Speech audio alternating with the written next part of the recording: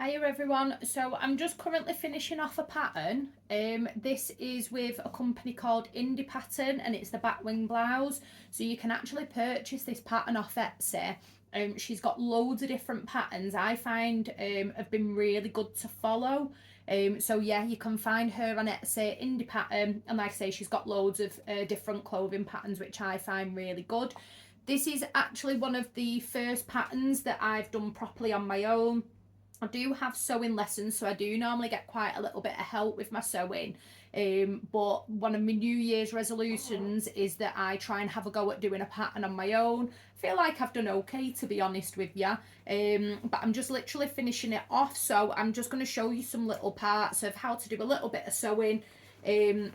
So all I've done here, I've attached my front and my back together, and then all we're going to do is we're going to close up the side seams and also the underneath of the sleeves. So all you're going to do is that you make sure that all your pattern pieces are right sides together. So what the right sides mean is this, so like your coloured piece of your fabric, that they're facing each other, because what will happen then is that your seam will remain on the inside of your shirt or your piece of clothing rather than the outside.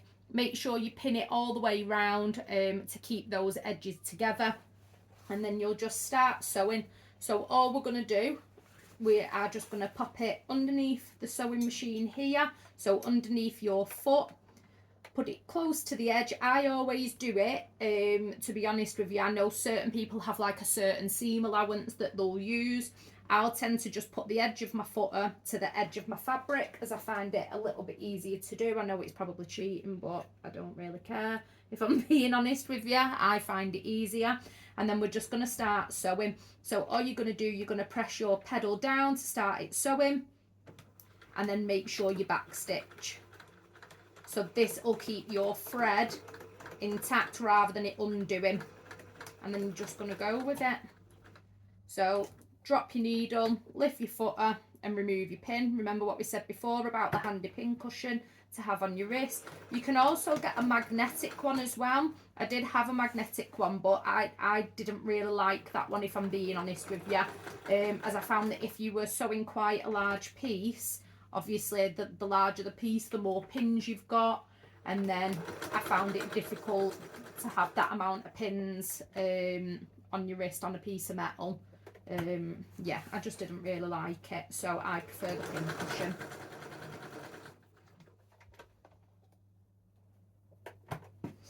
Again, everyone sews at different speeds, okay, and every sewing machine is different. So I know with this sewing machine, mine has like a speed gauge on it, so you can turn it all the way up to the top and it will go quite fast, or you can have it, if you're just starting out, you can have it closer to the bottom, and then that will reduce the speed of your sewing. That was one thing I looked for when I was purchasing a sewing machine, because I was quite new to it. I'll be honest with you, I didn't even know how to sew a button on. So I wanted to find a sewing machine where I could do that to make it easier for me. Sometimes you'll find it's a little bit awkward as it starts getting round the edges, but just take your time, just keep your footer on the edge of your fabric.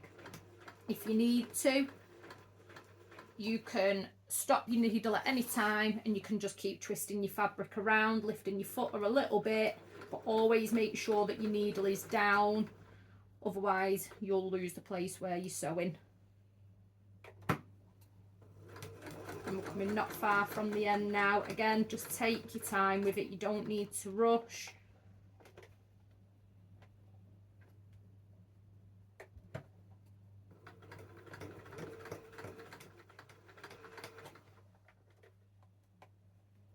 So just coming to the end now. Again, as you come to the end, make sure you do that little back stitch in it. Remember what we said, this will stop your thread from unravelling. Just lift up your needle, pull it away from the machine, and then remember what we said before about your little scissors. Just snip your cotton on the end there, and then snip it again on the end there, and it gets rid of any loose threads. I also have just a little bucket. I think we got this with like some sweets, like Fireball sweets, but I've actually found it's really handy just to put your loose threads in. I know other people use like large yogurt pots, so if you have like big tubs of Greek yogurt at home, you can just wash the pot out and then you can use that for your loose threads and your cotton. And then that's it really, guys.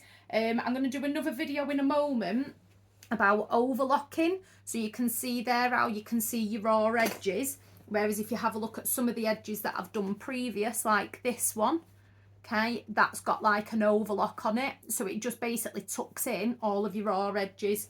So I'll do another video for that because that has like a different footer, and it's a different setting on your machine as well, so I'll do a little video with that in as well. All right guys, if you've got any questions you can just drop me a message. See you later.